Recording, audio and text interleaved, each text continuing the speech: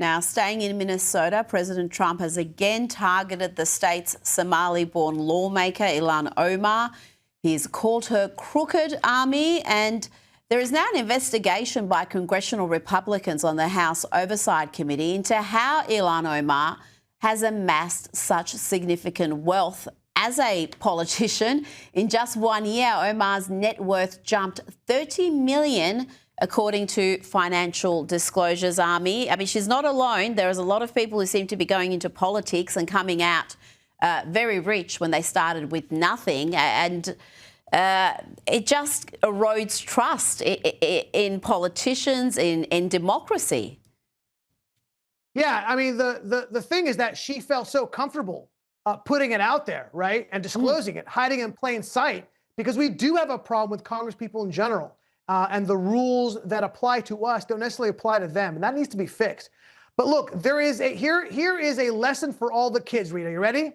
The sunglasses will always get you, okay? Do you remember there was, with the whole Somali daycare fraud, there was a dude who gets up there when his daycare center was accused of being part of stealing money, and he was talking about how his documents were stolen. Nothing else, but the documents were stolen. Of course, it's all coming out now that was kind of an inside job.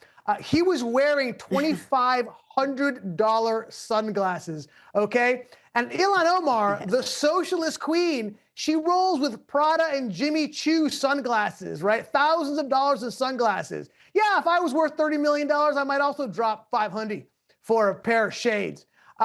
Look, this is a problem.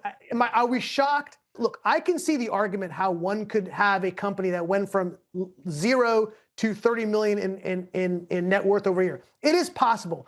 But where there's smoke, there's fire. And her husband, he's been embroiled in a bunch of shady stuff, right? They had this winery. By the way, no shade on winery.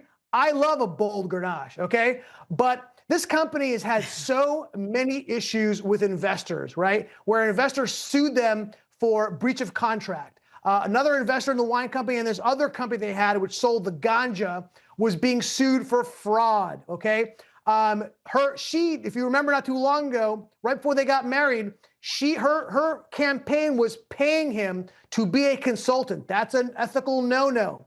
And frankly, other things.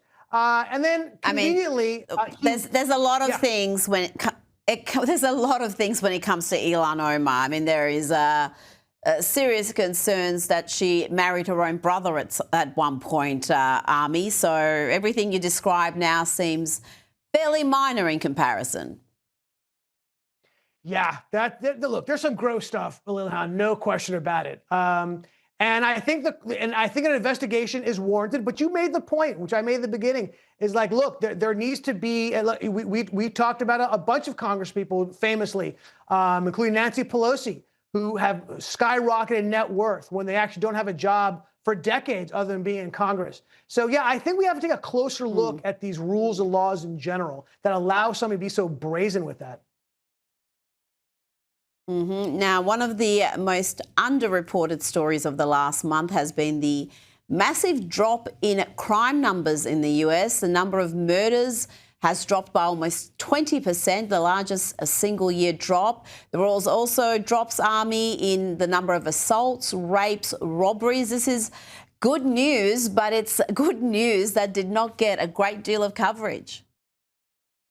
No, it didn't, and obviously they didn't cover it. I mean, they certainly did cover it when it was under the Biden administration, but didn't cover it under the Trump administration.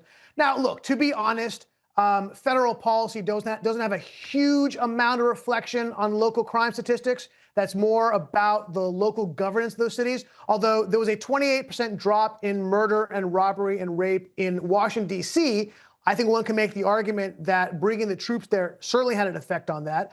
But there was also a 28% drop in other cities. New York had a 20% drop. Chicago almost 28%. And so, look, crime numbers are interesting, and it takes time to see where those numbers are coming from. Kind of, a 9, 10, 12-month statistic doesn't tell the entire story. We'll find out. But look, I'm open to the argument that when they see a president who's tough on crime, yeah, that might deter people from committing certain crimes. I could buy into that. And if you deport a few criminals, that probably helps as well. Now, let's end on some happy news. Lotus is pregnant. Yes, the second lady of the United States, Usha Vance, is pregnant with her fourth child. Ami, she is an impressive woman. She is a top litigator. She even clerked for Supreme Court Chief Justices, and soon she's going to be a very busy mother of four and possibly a future First Lady. Yeah, SLOTUS. I don't like that term. That's a weird term. Don't use that again, please. Please. I didn't come up with it. It's second lady of the United States. No, I get the acronym. Fair, fine. FLOTUS, FLOTUS flows a bit better. Yes. Okay. She is she's an amazing person, really a very impressive person. But again, I have to hearken back to when President Trump and JD Vance were running, and woman MSNBC said, yeah, all JD Vance wants are more white kids. Yeah, he's producing a lot of brown kids, just a new one. So, just going back to that one lady who said it, there's another brown kid in the world created by JD Vance. So there you go. Ami Horowitz, thank you so much for your time tonight. Always a pleasure.